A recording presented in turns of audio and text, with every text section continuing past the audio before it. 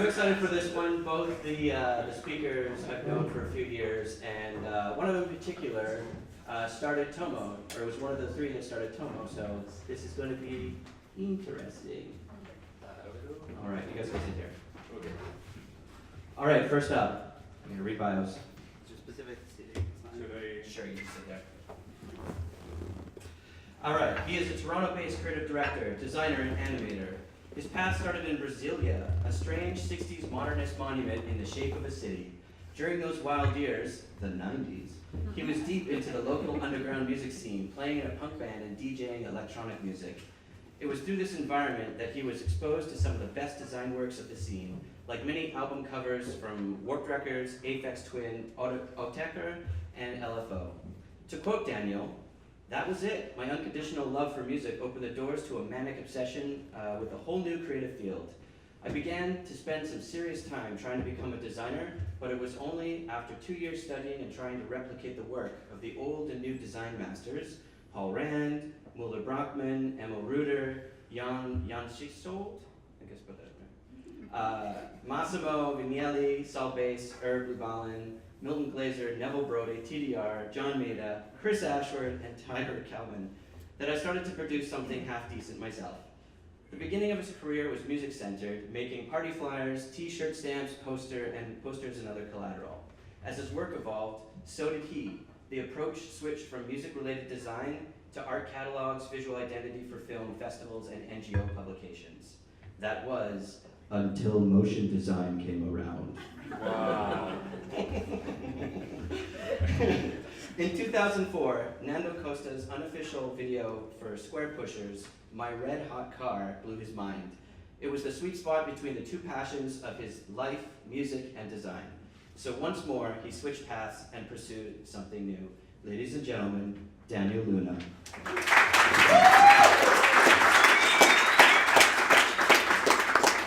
Also, this is the vote for the best, this is the best bio ever. After dropping out of university and ending up in a grad program, Zack worked as a compositor, but didn't want to composite. He called himself a motion designer, despite no motion design studio hiring him. So he moved around a bit and ended up in LA building tools to help motion people do motion things. But he wouldn't call himself a programmer. It's complicated. Ladies and gentlemen, Zack Lovatt.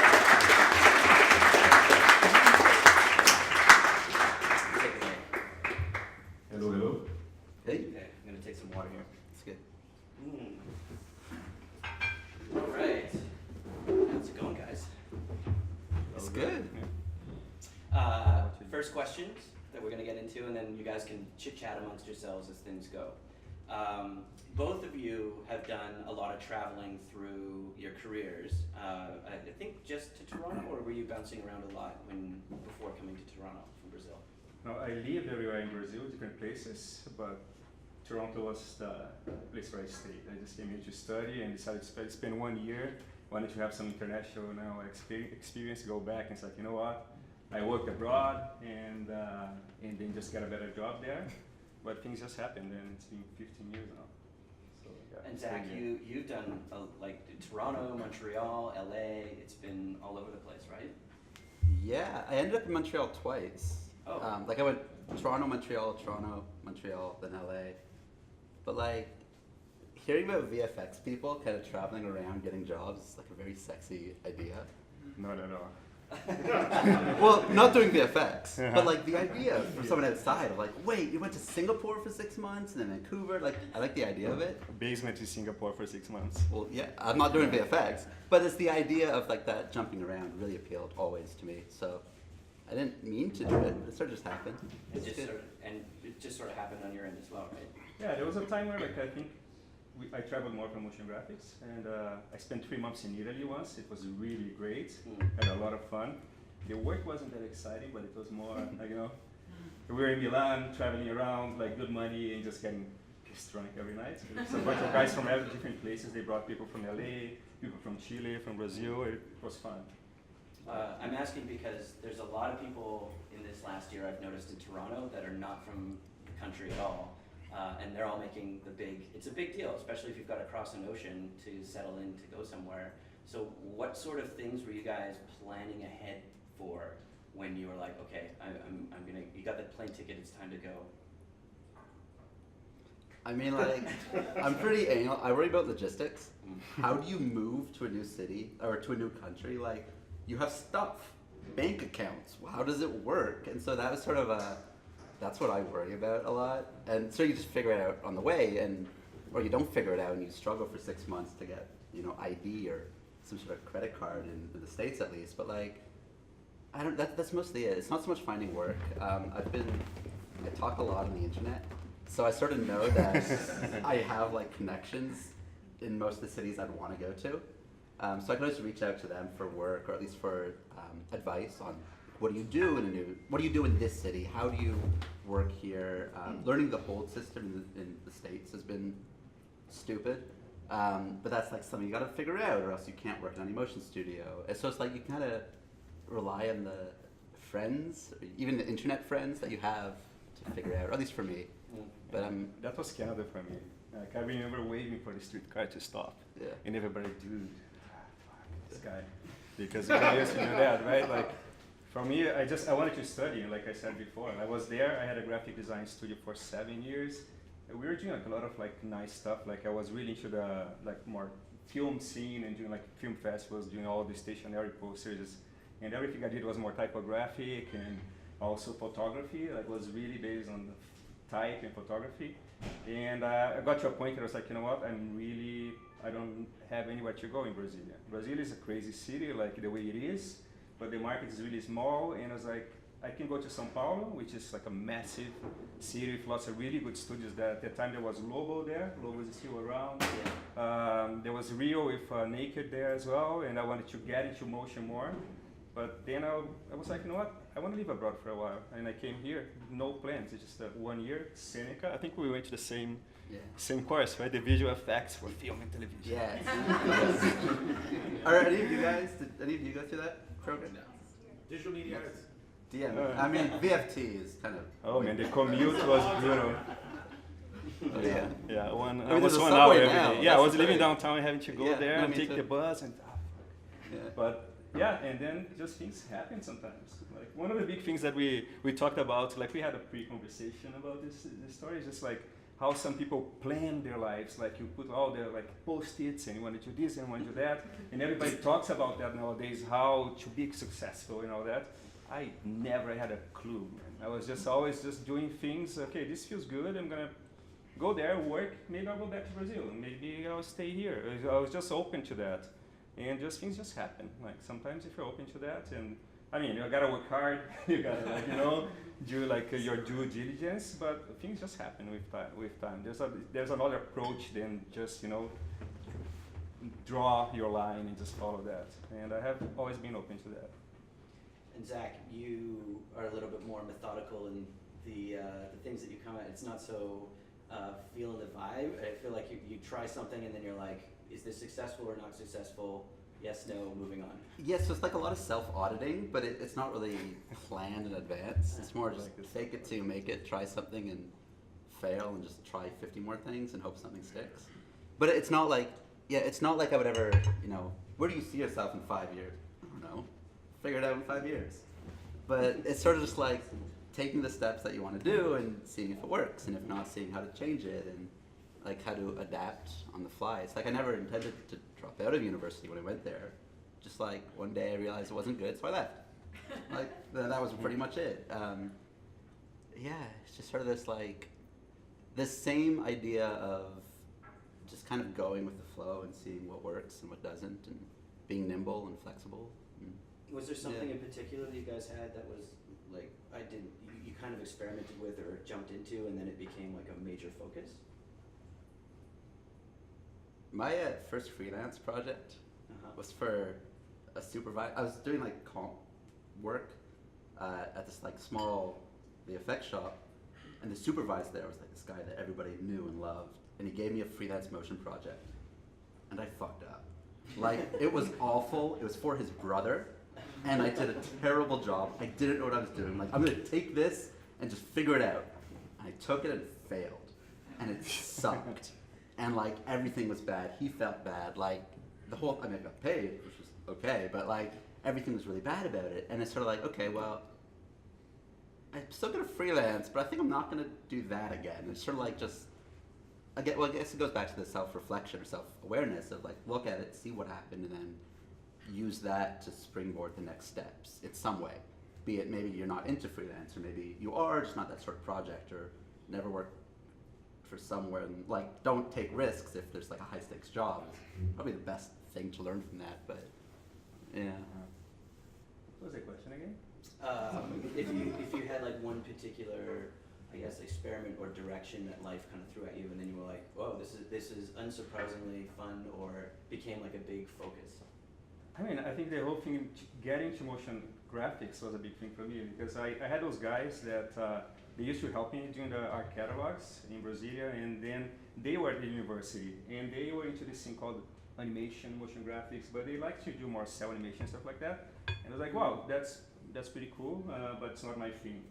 And then we were selected, like me and two of those guys, to go to this big company in São Paulo to become the creative directors, like the trainees to become the creative directors of the big magazines, which was a big deal for us. I was like, wow, as graphic designers, we're super excited about that. But then we got there, we saw the whole corporate thing happening. It's like, I don't want to do this shit. I don't want to live in this corporate environment. That's not my thing.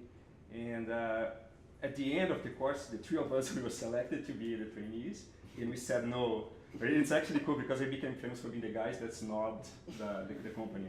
But when we were there, my friends were doing something for like a personal project for animation, and we went to MTV and we showed it to those dudes there.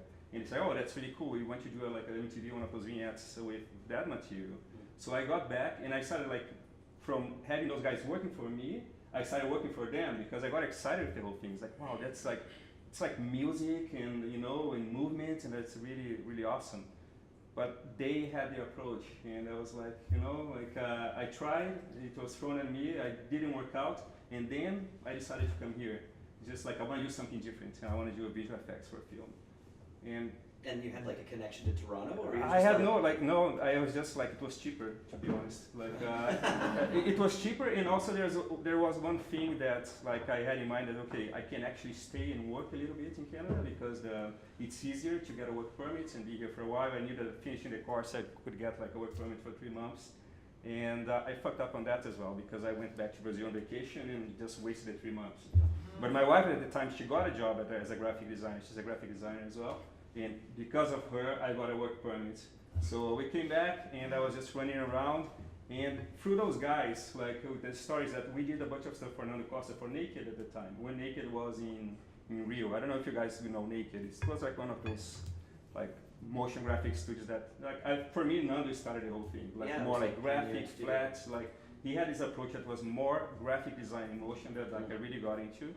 So I was talking to Nando on MSN, and he said like, dude, there's a Naked move to Toronto, and there's 2 guys working there, Chris Barry and Alexandre, and it was basically like a room on Liberty Village, and there was not even like a bus line going to Liberty Village at the time. And I just like got an internship with those guys, so like a freelance. It was like a freelance, but I was almost an intern because I didn't know shit. I didn't know how to animate. I had the design background that helped me a lot to get those jobs because I knew typography, I knew how to design, but I didn't even know how to design from motion. Like it's a completely different beast. Like the way you think about things. Like I could do like a beautiful layout, but say, okay, how does it move? It's like I don't know. It looks nice, but you know.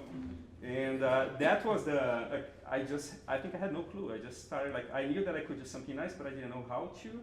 And it took me years to actually get into, like, animating and feel, okay, I know how to do this stuff. Yeah, and that was like early 2000s? That was 2005 or 2006. 2005 or 6. I still feel like that was like the internet wasn't as accessible as it is now, and people that got good, like motion design or motion graphics was still kind of like a flash emerging thing. So there was no school, rules, right? Yeah, there was no rules, there was no school. Everybody came from different backgrounds. That's why I did like visual effects for film and television. And like after like a month, I was like, fuck, I just spent all my money on something that I don't want to do.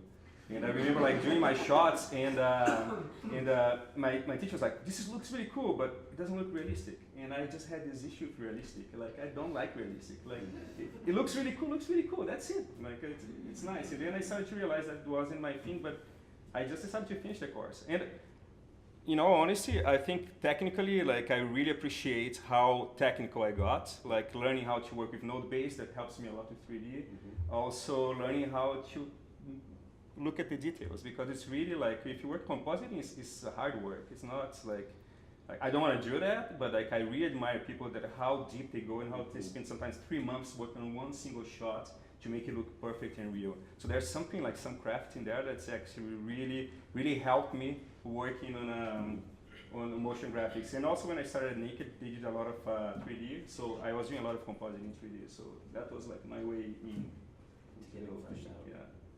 And then you were getting into the motion design land, weren't feeling it, and started somehow, like I really knew about Zack Lovatt when all of these amazing plugins started popping up that were making my life so much easier.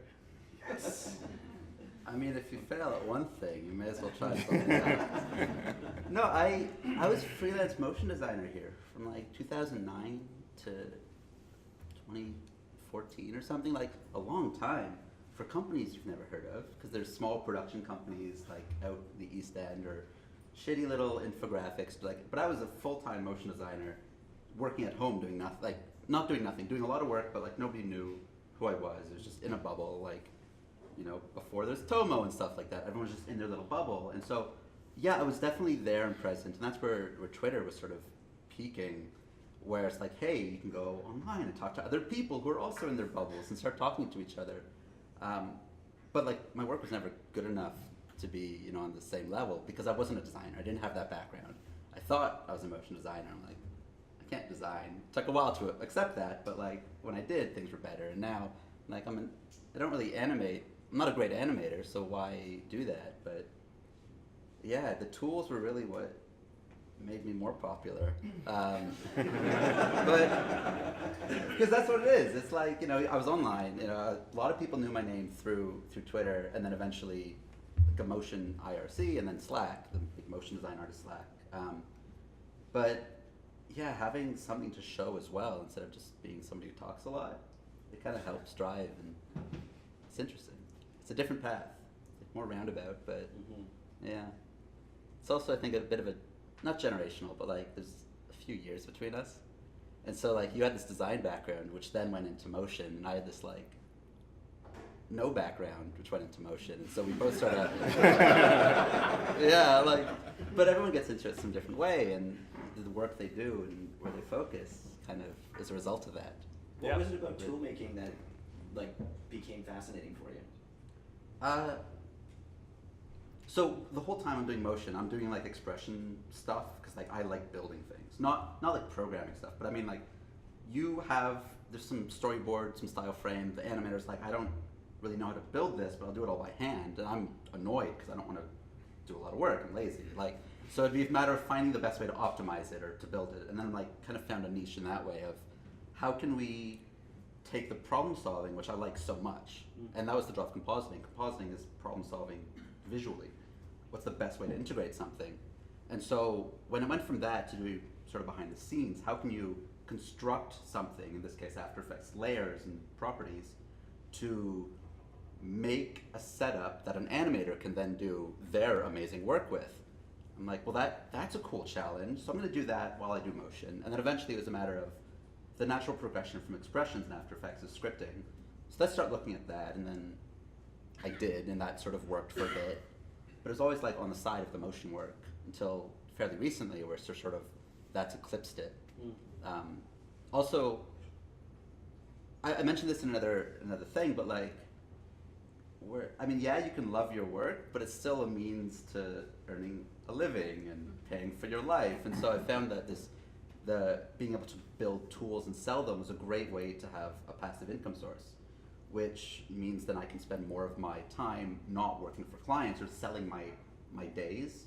Because that's, I mean, it's a cynical view, but like when you go to a job or when you're working for a client project billed by day or hour, you're selling blocks of your time for whatever rate you've agreed upon. And I found that if I can put a product online and people will buy it, that's income coming in, no matter how small, that I'm not selling my time for. Like the ratio is a bit different, so I can use my time to do what I want to do. Which is mostly like nothing, but like it's great. and so I keep kind of pushing that. And now like a lot of I do have the freedom most months to say I don't necessarily have to do a client project this month. It's not like I'm gonna, go spend a lot of money. It's not like I'm earning a ton, but I can take that month and put it into growing myself or like learning my own thing. And it's like this, like like a snowball rolling down the hill. Like, started doing the expressions to help other people, which led to scripts, which helps other people, and that's amazing, but also myself. Then I can spend more time helping myself and growing and learning to build more tools. Like, so it's sort of this cycle I found myself in, but I love it. Like, it is the coolest thing to hear from people that something I made, even if something I made 4 years ago, they use it every day and it makes their life easier. Dude, I'm your biggest fan. Like, I explode shape layers. But it's that. It's like, but it's the idea of like I made something that makes your life easier. That's really cool to me. Like, what was the first plugin, the first scripts that it really took off? What was my first one? Yeah. It's probably that. Except at the beginning, explode shape layers, which I call ESL, which is like English as a second language. I'm stuck in the name. I can't help it now. But that was free for a long time, like name your own price. But I had that. I think in the span of 3 weeks, in like 2013, I released 4 tools, and that one people liked. And then eventually I was doing a lot of like FUI work for like direct to client for various things. What's an FUI? Like fantasy or fictional user interface, like shiny HUD stuff. So I worked on like RoboCop previs with some friends, and so it was sort of like talking to these people. A lot of the tools I was building was for the FUI, for the interface crowd. And if you look at a lot of my stuff, it's sort of, you need a lot of shapes or a lot of things that move in a certain way, or you need to use the same animation curves for a lot. And so a lot of my tools are slanted towards that because that's the audience, that's the work I was doing. But they were also driving the feedback, like they were driving direction, because then these are people who I'm working with every day who say, you know what would be great? Some feature. And so just keep adding it in until eventually Explode Shape Layers became this toolbar suite that was launched as like not free anymore. But like this fixed price thing that you can then use, and that just exploded somehow. So I guess that was useful for people, which is sort of a surprise, but it wasn't a surprise that it did well. It was a surprise at how well it did, which is interesting. I'm just curious here, like how many people use scripts in their work in After Effects? Okay, cool. A bit? Yeah, I have like the 2 massive bars. Like I collect this. Yeah. I think every single job, I have a little bit of that. Like every single job, I go looking for scripts that helps me to do what I have to do in the job. I don't use it all the time because it's the tool, but just like I'm doing this job, like what can I find like out there that's gonna make it easier? What's like the idea of outsourcing manual, boring labor to some automated process. Yeah. It's not like making you less artistic. It's making you not spend 2 hours twirling arrows in After Effects. Like that's all of these tools are like that. Like it's not taking away. It's simplifying and letting you focus on what you should be doing, which is not menial labor. It's what I like about your scripts is that they're very functional in this way, because there's a bunch that just give you the bounce, and then a month later, like you see every single animation have the same bounce. Jesus, like there's a bunch of scripts that you see, like the script is out, like you tell yourself, in a month, everybody's gonna do the same work based on what the script can do, and that's the shitty side of it, right? But like things that are functional, like explode shape layers, just like I don't have to do that anymore. I don't have to go one by one and turn off those shape layers, or that other one, the one that you just click on Illustrator and just brings everything to After Effects. Yeah. Overlord. That's oh my a good god, one. man, that's so just like it's a life changer. Yeah, If you work with like flat graphics. it's good. And you're not working, is it just yourself? Or are you working with a team? Because I know you partnered with AE Scripts. I sell on AE Scripts, so that's like they take a cut of everything, like an app store. You host it with them, you get all their marketing and the following, you get this huge like update system and licensing, and they take a cut of every sale. I'm like, that's amazing. I don't have to do the work of marketing. I don't care about that. I just want to make stuff. But yeah, most of what I build is solo, but there are always a few projects. I have 2 things, like Flow is the other big one after Explode Shape Players, and that's a collaboration with Render Tom. He goes by online, who does like a ton of scripts for After Effects and some cinema ones. But yeah, it's just like, yeah, there's like a nerd contingent online. These people who build stuff, and we all talk. We know each other, and we just like share ideas, collaborate. And speaking of collaboration, you have a collaborator's longtime friend, Yanni Fridman, who I was hoping was going to be here this month, but he's coming next month, right? He's coming next month. Well, I'm excited for that. And you guys, the work that you guys have kind of like, once you started pairing with each other, at least on my end, I saw a very clear, like a consistent new look that was wholly your guys' own, enough that other people were like, you know, you're doing well when you start making something and other people start copying what you're doing, because you're setting like a certain precedent. How do because he's from Mexico too, and you guys work remotely as well, right? There's a lot of traveling going on. Actually, there's no travel at all. Like we just travel for, like, you know, I go visit him. Sometimes he comes over to Toronto. Sometimes but it's never for work. Like when I was at Kendrick, I brought him over because when I was working as a creative director there, like we worked a lot together. So, and there was a time there was more money for like the motion graphics, like jobs. Like the budgets were bigger, so we got a bunch of really good jobs, and we flew him over, and he came, stayed in a hotel, and worked with me for a month or 2 months. But nowadays it's just like, it's usually I work from home, he works from home, and it's the office set up. I wake up, I have get ready, get dressed, and I have to sit down at 9:30, turn on Skype or Slack, and say, hey, good morning, let's start working, and that's how we do it. But Yaniv is funny. It's a funny story because I was working after Naked. I was working at a small studio here called Trace Pictures, and which I did a lot of shit work there. But also I learned a lot on how to deal with clients and how to present and all that stuff. That it was tough for me. Like of course, like English is my second language, and one of the things that happened is just because I had this experience as having my own studio and having like some good design background, I think I went up too fast in a way. Like I became an ACG right away, so I was thrown up in those meetings and having to present. Like, dude, like I never felt so stressed in my life like with that. And then I relaxed a little bit more, and I feel more comfortable. But when I was there, I hired Yaniv as from Mexico. He was this guy that finished VFS, and we hired him over. He came and was like, well, Trace? He came for Trace, okay. And he worked at Trace for 6 months, and he was the weirdest guy. He was hard to talk to and everything else, but there's something about him. He was like, dude, I like that guy. Like, I want to be his friend. And I kept bugging him all the time, and we started working together, and we just like clicked right away. It was one of those things like, oh, we can do better work together, and we started working. And then after a while, I just decided like. I got my work permit, I got my residency, and I left. Like just I'm gonna freelance. And then after a while, we decided to go back to Mexico. And we just, a few months later, like let's try working together. Let's just try to do some stuff together. And it just happened. We did that for like 2 years. Then I went to Tendrio. Like he kept working with me at Tendrio, and we did a bunch of like some personal projects together. And when I left Tendrio, it was almost this thing like, you know what? Let's try it again. Let's see if the relationship works. And he was like, no, but you left me for Tendrio. And it was, but it was cool. Like, and when I left, it was just like really, it was personal things. I have a kid, and I wanted to spend more time with my kid. I felt that being a creative director, that's another thing that's like, in this business, you say like, you want to become a creative director. That's how you grow and you get to this point. But then we were just like, in my opinion, like I didn't like it because I like to sit at the computer, I like to do the work, I like to design, I like to animation, I like to challenge myself.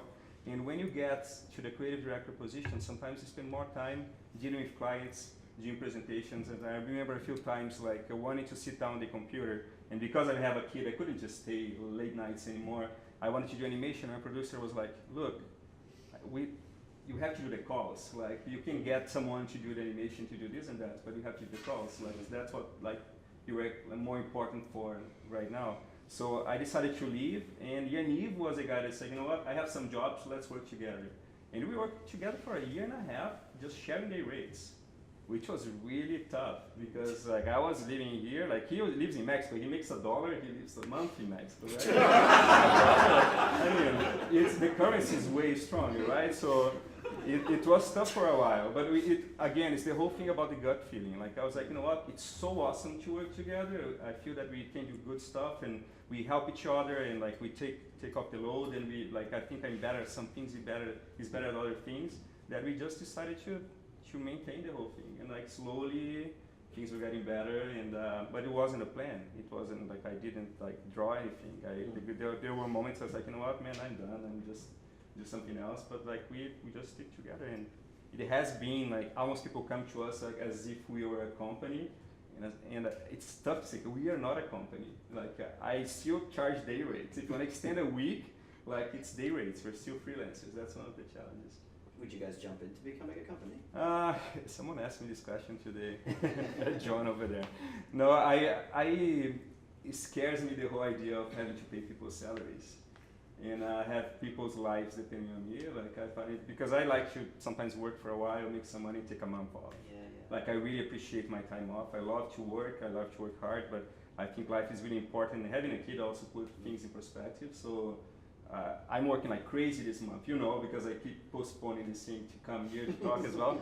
But like he was pissed at me. He's like that, like you don't hang out with me anymore. He's 7 years old. He's not gonna be 7 forever. So I'm gonna finish the job next week, and then I'm gonna take like 3-4 weeks off and just hang out. I like that. And it's hard to maintain a company. Have people like, why do you have a company, right? Like I like the flexibility of being a freelancer. And I like not being a creative director as well. I like to be more an artist doing the work. So some people think like, okay, it's awesome to do that. And if you like it, it's awesome. Like maybe you have to do less late nights, and it's another type of stress, but at the same time, like you have to know what makes you happy. And it's the whole thing about finding your balance, right? And I think the work that you're at now, like that title doesn't have any sort of intrinsic meaning anymore. I guess some people be like, oh, okay, he leads projects, but if you're doing it all yourself now, I don't know. I miss working with more people, like having teams and like you can bring someone really nice and work with someone and you learn a lot, right? Like there's like every time you sit in the studio, we work with different people, there's always something to learn. But at the same time, yeah, the stress and the title is not a big thing for me. Also like Google or Nike, like those are not big things for me. Like I like to sit down, do a job, small company or big company, do something that you put your best, it looks nice, you're happy with it. And one thing that kills me is when people say, oh, I have all those brands under my belt. I was like, dude, seriously, because they're just brands, you're just selling shit. Like how many spinning shoes can you do? How many, like, it's just, it's the same. Like it's amazing, right? I love, like, it's like a 3D porn when you see all those things, but it's just like, it's getting to a point that it's saturated, right? Like you see, it's the same, like, how do you do a liquid now? How Houdini can do the next little thingy moving, and I think everybody wants to explore something different and find other approaches. Mine, because of the background, I think has always a little bit to do with branding and design and typography, and I think that's the only thing that I see as a line. I also never really wanted to be a specialist, like, because I just can't commit to something. Like I like 3D, I like 2D, I like everything, and just play with it. It's really on like how you're feeling when the idea or the client comes to you and you're like, I think this time I'm gonna be this character or that. I think sometimes you become a hostage of the work you became like kind of well known for in a way. Like I think when we did a few things like open text a while ago, we became the guys that do the explainer videos, right? Like now 5 years later, like so many companies that do that, like, oh, we want 20 explainer videos in a week? Yeah, we have people for that. So, but people still come to us to do this kind of stuff. And it's hard to change. Sometimes you want to change, and I think that's when the personal projects really help you to push towards something different, right? You're totally leading. That was my next question, was because you two have done a lot of personal projects together. A lot. Sorry, two. Okay, well you've done a couple. Yeah. And now that I thought you guys had only met at Tendril. I didn't know the relationship went back for years. So now that I can understand that it takes some time working with someone and building a relationship before you're like, let's do a personal project together. Because I think everyone here wants at one point to like, you get excited, you got a little cash, you're like, okay, now let's do something together. And then that doesn't always work out. No, it's tough, man. I think personal projects are the toughest things to do. This last personal project, I almost stopped working with Yaniv. We just hated each other for months. We did like a whole, like we designed everything. We did a Bordomatic and it was going to CG. We were thinking about live action and all this stuff. And then we started fighting all the time, and I said, you know what, like this is not healthy, let's just stop. And a year after is when we actually, okay, let's start from scratch again. And then we decided, okay, let's focus on more design, like a little bit of 3D and this and that. And then we started to pick like the battles that we want to have. But we found something that we were both happy with. Because when you were like, you know, it's personal project, you want to do your best. And you start like banging heads and just fighting, and it was tough. Like that was the only time that's like I don't want to work with this guy anymore. I kind of hated him for 2 months, I guess. Just creatively clashing on Yeah, things? it's just clashing. Like I like this, I like that. This direction is really cool, but like I did a whole bunch of designs that he wasn't comfortable with, that I really love. Some of the stuff is actually I gave you for the Instagram, but it was never used.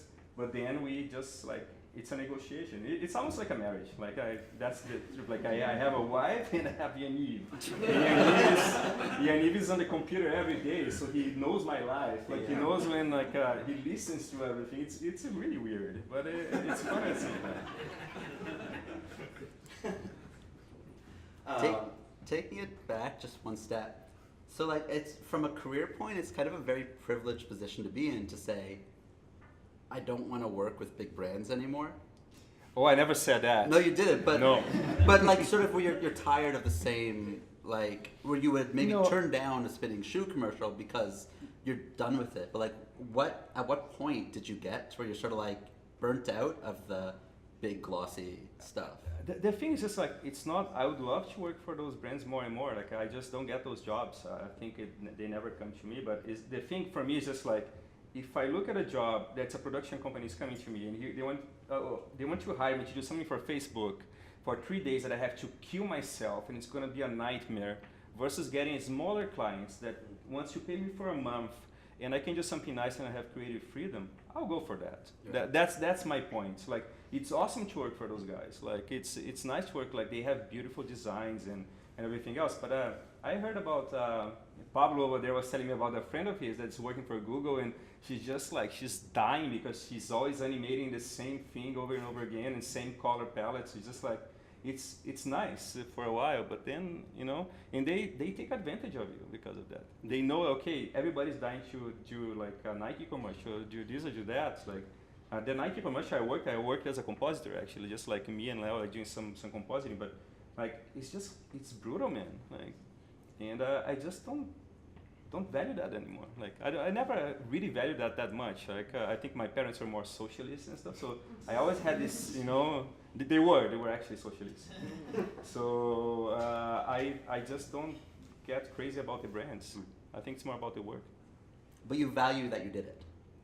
It was awesome. Like at some point, it's like, wow, I'm working on a Nike commercial. Like everybody wants to work on a Nike commercial. That's good. Yeah. Okay, little deviation on that one. You are in LA now, right? Yeah, I am. And how did that come about? Because you were in Montreal last time, and then you were over there. It's hard to keep track of. Yeah. And also, what you're doing there, I think, is pretty cool. We'll talk about that as well. Well, I moved to Montreal like the second time, and I lived there for a few years. Because a studio I'd worked with in the past wanted to bring me out to work on a film. So I'm like, yeah, I'll go, cool. And I kind of made my girlfriend move with me from here. So then she wanted to go to LA. So I'm like, well, it's only fair. So then, she dragged me down after going to Montreal. So it's sort of like, it ended up, it's not something I was looking necessarily to do. You toy with the idea of, at least me being from Toronto and working here and trying to have a career here, the idea of going to the States is very appealing. It's very sexy because it's New York, LA, there's big clients and actual budgets. But it's not something I'd ever seriously looked at until it's sort of this personal push to look into it. And then it was a matter of, okay, if we're seriously looking at this, how do we get a visa? What does it take? And all that nightmare. But yeah, it's not like it was a plan at the outset. There was never the intention. It just sort of happened. Like just stumbling my way through life and seeing what comes out of it. Yeah, so that's how that. And now you're getting, you're tasked by, can we talk about that with the company you're working at? We should have asked. I mean, I don't know. Dun, dun, dun. Well, what people are hiring you for? Yeah, so I've always been doing like a mix of artist work and this tech stuff. And as the years have gone on, it's been more weighted towards the technical side. And it's not always like building expressions or scripts. Like one big thing I did recently was solely like taking an animated project, doing like infinite expression work and optimization. Like we had to get the render time down from 6 minutes to 2. So how do you do that? And so it was just that, like technical problem solving of jobs. And so as of 2018, that's all I'm doing. Like last year I was doing a mix of artist work, be it some comp and commercial work or some animation or whatever. Now, 2018 going forward, I'm only doing the tech jobs. Just turning down any artist stuff, which young Zack is frustrated at. Just knowing that the studios are there and looking for motion designers. Like, I would love to work for you, just not what you want me to do. But yeah, so it's building like, some of my work is building internal pipeline tools for Adobe software like After Effects and Photoshop. Things to like manage versioning between artists, or just day-to-day getting rid of the redundant functions, like the 10 steps you have to do anything in After Effects, turning that to one-click buttons for these studios. Some of it is more custom stuff, and the biggest, like the most prominent thing that I worked on that I know I can say I worked on is like, Facebook does those videos where they slot in your stuff into pre-rendered animation. So Buck's been building all of those. Buck LA has been doing all the animation for those. So they brought me in to sort of rebuild and then update and revamp the tool for After Effects that exports your whole composition from the animators into this data format that the Facebook engineers can take and slot your personal info in, like into the animation from Buck. So it's sort of that bridging tool. So that was like the biggest thing that I worked on, was like the rebuild and doing all that and some other stuff for them, but it's that sort of idea. It's these like very niche technical solutions for weird situations, and that's just what I'm doing now, solely for a bunch of different clients. But it's that idea of work, which is interesting. So like a technical director. Yeah, that's what I call myself, like a 2D technical director, which some people don't agree that it exists, but like I'm trying. Well, it's like you go to from a VFX background, which is where I definitely started actually working in studio. Like the technical directors are these like soft image or big Maya guys, doing character rigging or huge nuke integrations, and I'm like, I only do Adobe, and that sort of doesn't exist in their world. But yeah, there's this huge need. You go to any studio that does 2D, 3D, they're going to have some sort of nuke Maya integration with each other, or Fusion Maya or whatever. Like for 3D comp side, they will have custom tools. And they'll go to the design department, and they're doing it by hand, everything, every studio I've been at. And you're like, well, this is silly. Like, designers need love too. So I'm just here to help out. It's interesting, but yeah, it's just a lot of small studio or like medium studios that can support it. But it's great that you're there, right? Because like it would be hard to do that in Toronto. I think so. Yeah. I don't. If I were to come back, or I guess when I'm to come back, I'm not sure what sort of studios would be able to support hiring a specialist to build a custom 2D pipeline. I'm not sure. But in LA, there's just like there's plenty of shops, so it's good. And when you guys are done working, because I think you both have lives that more so than most, I think. I don't. No, I feel like you're okay. No, well, like the scripting was sort of a hobby. It's I'm doing my motion work, and I'll do some scripting stuff on the side, and then eventually that's what I do now. And so my personal off work hours, I'm learning new techie stuff that I can integrate into the work I do. Like my hobby is to like learn other things that I can apply to my work, which is probably not the healthiest thing, but like I really like what I'm doing. So for me, I just enjoy it. I don't get out much. It's good. And is it easy to like hang out in LA? Because I've heard mixed things. So in Toronto, if you're freelancing or if there's a job, there isn't really a question of geography. You can get to it. It'll be a subway and a streetcar, subway and a bus, 2 subways, whatever. You're gonna get to the work. In LA, it's a matter of well, that's going to take 3 hours by train or an hour drive, and I don't drive, so I can't take this job because I can't get to your studio. Like, geography is a huge thing in LA, just with how spread out it is. And that extends to the personal life, where if people are hanging out on the other side of town, there's no way they're going to leave their little bubble. And so you have to be the one to make the trip, which is not always feasible given the, like, sitting in traffic for an hour or after work, or just, like, commute times are so great that it is, it's an effort. It's a lot more of an effort to just go and hang out. Versus, like, here, half the studios that people work at are probably in this block. So Yeah, so that's convenient. But so there is that issue. But there's some like motion social events, like something similar to TOMO, and there's Digital Media Arts LA, DMA LA, which do presentations. There's a few things that you can definitely go out and meet, but there's a lot more work involved to just maintain a social life, I feel. Yeah. Do you feel like you guys have balance? I mean, I think I know what my balance is, but it's good to know, but you lose balance all the time. Right? I'm totally out of balance right now, but I know what I want to go back to, and I think that's important. It took me a while to figure it out.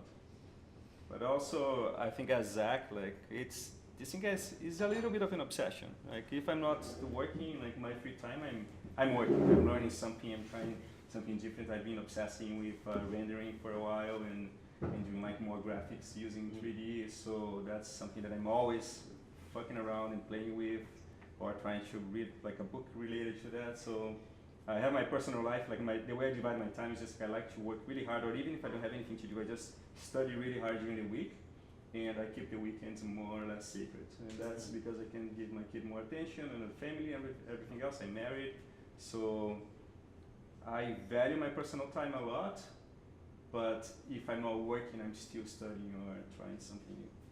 So very focused. Yeah, very focused, and I try not to talk too much, not to like with other people during the week. I'm a little bit of a hermit in a way that I don't go out very often anymore. And yeah, I think that's it. Like, if you wanna, like, in this business, like, you gotta be a little bit obsessive with what you do, because man, there's a lot of people out there. It's a lot of work, and there's so many other ways to make better money than motion graphics. So I can say that. But it's worth it. Stay in the industry. Yeah. We're great people. That's great. We're almost out of time already. That was really fast. That flew by. Audience time. Does anyone have any questions? I have a question for Zack. Hi. Hi. I'm just curious specifically about the Buck situation. Were you sort of brought into an existing team that's developing this pipeline, or was it like they didn't know how to do this, let's bring in the expert, and then you had to develop it? And if so, did you have to build a team? So they have like a great. There's a guy named Journey who works at Buck. He's an animation director, but he's also been building like all the tooling there. And it got to a point where the balance for him of the tech work and the animation director role, which is fairly senior, that wasn't working out. So he knew I was around and available, so he brought me in to facilitate sort of the client requests for the tool, to implement the new features. They also knew that it wasn't as performant as it could be, so he petitioned like Buck to like get me in. So I was just working with him and then just sort of autonomously to build that tool. And then while I was there, sort of identifying other areas that sort of areas of improvement, and then building other tools and other solutions, and sort of so I'm just like dancing around things, and then just like identifying places of need and designing ways to. You were working by yourself. I was, which is a unique position. It's not like that's their policy. It's just it's just the circumstance of what I was doing there. Yeah. This is recorded. So it's good. Anyone else? Amanda. Yeah, Zack, pipeline question. I know you said you're Adobe only, but are you working on paths from Adobe, say, to Nuke? No. Not at the moment, but it's not like these are impossible things, and it's a matter of, like I was saying before, it's like you haven't done it till you do. So specifically, Adobe to Nuke is feasible, and like that shouldn't be issue with that. So it's something that could be done. Versus there's some stuff where I would just look at it and say I'm not ever going there, but that's not something I would ever rule out personally, especially if I knew there was a demand. But, yeah. There's a demand. Well, let's look at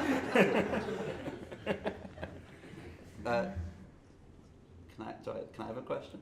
Sure. What are you gonna do in 10 years? Not 5, 10, like a long way out. I have no idea. I don't know. What do you want to be doing?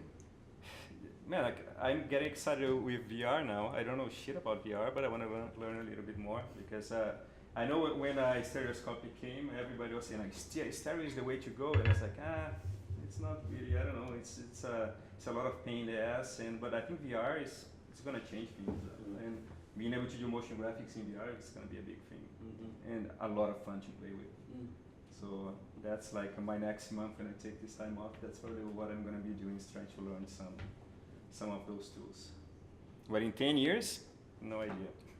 I think I'm gonna still be doing the same thing in a certain capacity, but I don't know how. It's cool. Yeah. And you? Who knows? I like what I'm doing now. The idea of facilitating artist workflows is the coolest thing that I never would have thought of. And it sounds like, I know it sounds cheesy or just trite, but like, I've never been more fulfilled as I have until I started doing what I'm doing now. And I'm like, I'm too cynical to just be able to say that with a straight face. Like, what the fuck? But like, it's true. I'm so happy with this, so I don't see myself changing away from this sort of platform. But it's good. I was watching something on YouTube the other day.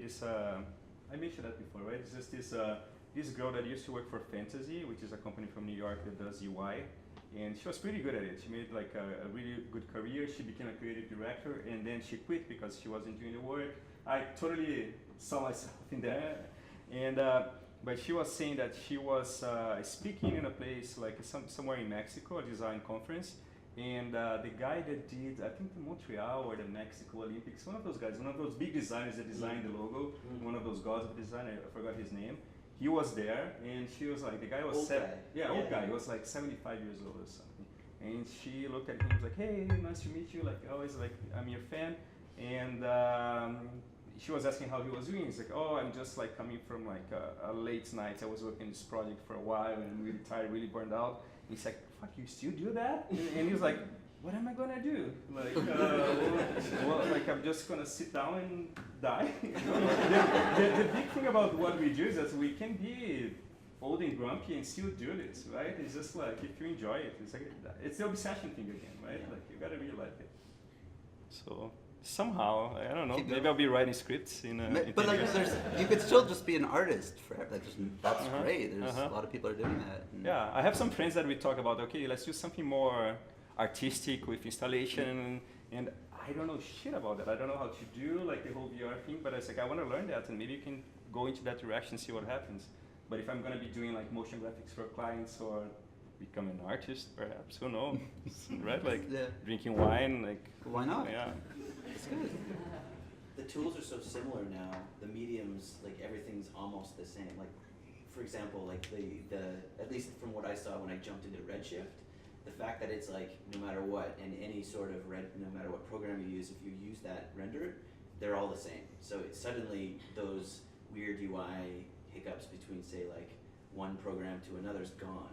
And already the like Unity or Unreal, very similar UI. So getting into like VR stuff is fun because there's something there very familiar, and then you're like, oh, now I have to learn about game design and like how do you build a pipeline that works, because it is a lot different than what we traditionally do too. I agree with you. It's pretty exciting coming into the like projection mapping and AR and VR. That's really exciting stuff. The whole 3D thing is pretty cool because you can see how, like before, the 3D guys were those crazy dudes that did visual effects. That was it, right? And now it's changing. It's becoming so easy. You can have your computer at home. Like the other day, I did an animation. I pressed play on Cinema, and I could see the IPR moving. It's like, holy shit! Like a few, like 5 years ago, like that was like you couldn't even think about that. And now you see guys that were like basically graphic designers or more like 2D motion designers doing like really cool stuff in CG just because it's easy to play. And that's really exciting as well. Like I love the CG aspect of this stuff. I think because maybe working at Tandrew, I was the 2D motion graphics guy. They did a little bit of 3D, and there was this other side, which is like the Tandrew that did this amazing like CGI. And I was always like, can I play with you guys? Like, no, do your motion graphics. But that's like at every conference or event, like the 3D crew are always like the cool kids. Yeah, they're the coolest For kids. the 2D side, you're like, It's like, I want to be cool too now. yeah, Go we're back going there. we're going out just like cafe to talk. They're going for drinks and hanging out.